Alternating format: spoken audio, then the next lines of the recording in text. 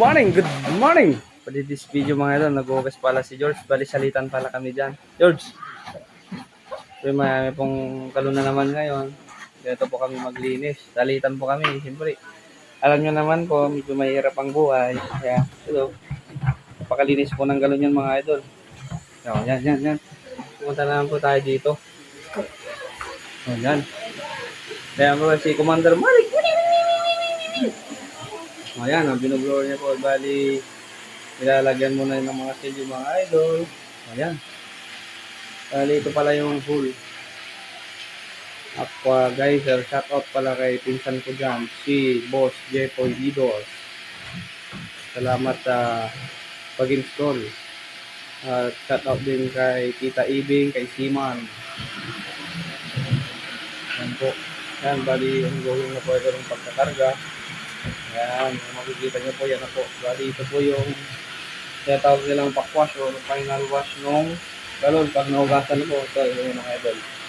Yan, everyday po kaming naglilinis dito. Everyday po kaming nagbabackwash.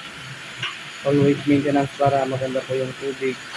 So, kahit mahirap po, kailangan po natin mag-sakripisyo para kumita ng extra income mga idol. Yan.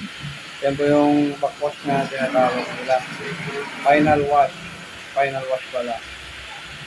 Yan. Bali nandyan pala yung isa doon natira yung refilling nila. Angkor sa San Vicente. Yan.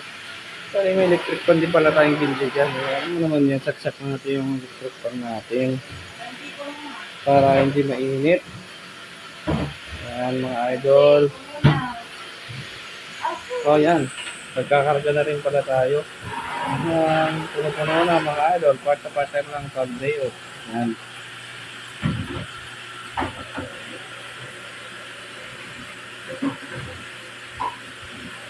O yan, puno na kaibigan. Puno na yung isa. Yan o, yan. Ongoing mga idol. Tapos yung mga ibang mga kasama pala rin. Nagkukulik na rin. Yan, napakasibag pala ng aking co-partner, George. Bali, taga San Vicente lang siya. Pamangkin ni Kagawad Pass. Shout out. Thank you mga idol. O yan, yan po yung business nila. Nakikitrabaho lang po kami. Yan po yung kasama ko mga idol. Thank you.